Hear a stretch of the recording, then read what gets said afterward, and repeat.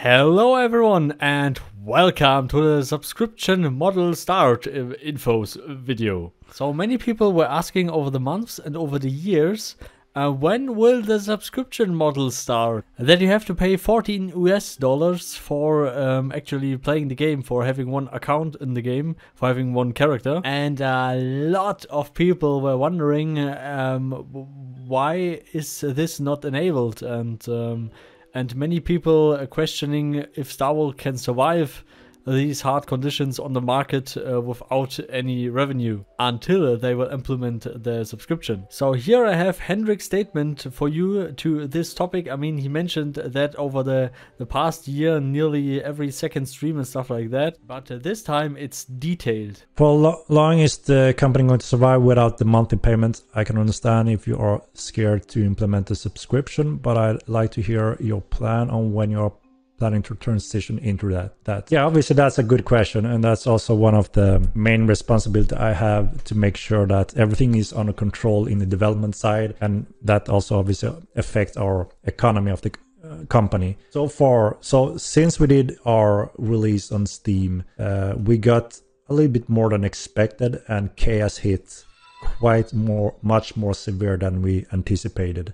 We got a lot of problems throughout the Steam release, and we worked day and night to get as a smooth solution as possible. We managed to get an influx of fundings through that, and we also have a continuous support, which is just awesome. That started pretty much since our closed beta phase moving forward. So currently there is no critical point for us to rush into a subscription, to enabling the subscription model, due to having that funding saved currently. So obviously we are also making use of that fundings that we got to invest back into the project. So we will make as huge improvements as fast as efficiently as possible. So we have reinvested that funding into the development, such as hiring new developers, and again improving our systems to be able to handle our next so-called release on the Epic Game platform,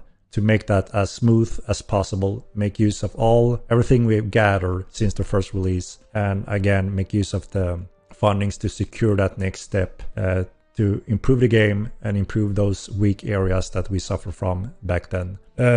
So that means we need to be obviously following this roadmap and reach those milestones that are very important for the company and the game. So when we reach those milestones, that means we have reached that certain stability that we require for both client side and on the server. We also need to make sure that obviously removing those bugs that affecting any player that start to play the game today or have been playing it and just got used to those bugs. Obviously we want to make sure that we eliminate those bugs, so we don't push away any player due to bugs. That would be horrible. And then it's also very, it's obviously a challenge to motivate subscription payments if they get too many of these bugs in their face, which could push them out of the game, rightfully, understandable so. So that's why we are in the bug polish focus right now. And obviously the third point is there's a few features that we really need to have in place to, again, make the absolutely best experience for any new players showing up. We always gather data and information from any new players showing up in the game now, and every patch make that transition better, make the game experience better. But we need to reach that milestone where there's a few areas that affect the new players when they're entering Midland, if they're gonna give the game a chance and continue playing, or if they get pushed out for any of specific reasons. So we have a quite clear path of what that area needs to be focused on. And then of course we have one big exciting thing that pretty much every veteran, every player that's played this game throughout beta, stress test, and enjoy the game, but are taking a break for whatever reason, there's been a voice raised obviously from all of these players, and that is a specific area of content, which I guess many of you can guess, which is CG mechanic and TC mechanic. So these two features are very large, and they will not just be implemented in 2 patches, and then we have TC and we have sieging.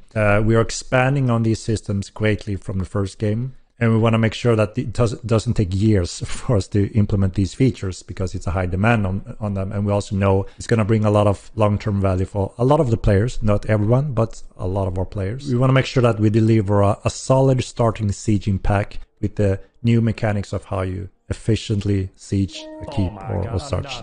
And same thing when it comes to thank you for the subscription. Same thing when it comes to TC. So players have always been loving to build, right? Construct cities and design them their own way, wanting to have services to be offered for their guild or even open up for the public. So we have a starting pack that is shaped for how that TC will start with one first pack as well. So so that is a big combination of different things. We want to reach a certain milestone before we're looking at enabling the subscription again. And again, obviously, just like the question was, for a game like this to continue to develop, there needs to be a flow of cash, obviously, just like any other MMO. You have to pick one of the different business models, right? The common one today is free to play, also called pay to win in many cases, because there's no MMO that is free to play for everyone and you get offered everything in that game, because then they wouldn't be able to sustain that service for the players. So obviously that affects us as well, right? And for us it was quite easy. We tried some different models over the years in the first game, and we've seen how it affects the games and how it affects the players. This time we wanted to make the absolute best possible sandbox game in all time and commit and do this for many years. And then we need to have a backbone that is solid, that we work on now. And we also need to have a solid backbone in the how is it funded. And what I mean with that is that, if we pick the free-to-play model, that means we need to lock content constantly and, hire those experts in how do we make someone feel hooked and want to pay constantly to get that next access in the game, or get that additional powers in the game, get that little edge in the game.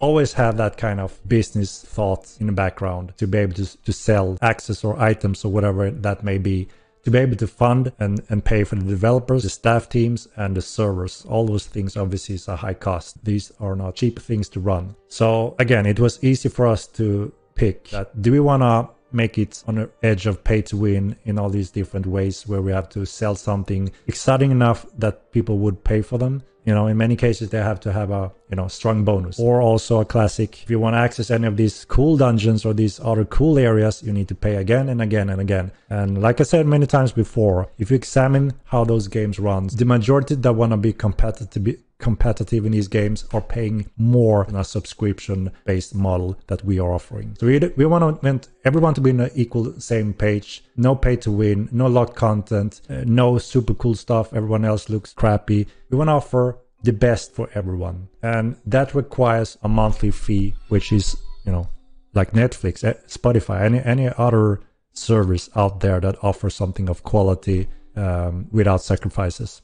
And again, we hope that players that are on the edge for actually committing to a premium game as subscription model based, we at least hope they will consider why that may be much better for this game for the long run, rather than going the more ugly way. We think it's the more ugly way, and then it affects the gameplay much more negatively when we lock things and make it pay to win and all that. But yeah, it's understandable that there will be those that are preferring to go free to play, and as soon as you want to be serious player in those free to play games, you need to commit with a lot more money than the traditional subscription based model, and that's the ugly truth. But yeah, obviously that is their own opinions when it comes to this. So that was pretty interesting. So please leave your opinion about the subscription in the comments, please. Would be awesome. And again, thanks for watching, and also thanks to all the supporters, to Carmel, the hardcore supporter, and Professor O, the second hardcore supporter, and to Slum of Gaming, Thibni, Lordless, Henrik, Rhonus, Paarthurnax, Vinya, Cologne, Bulldog, Xunila, you, and all the others, of course. And always remember to subscription hard. I mean, party hard. See you next time. Goodbye.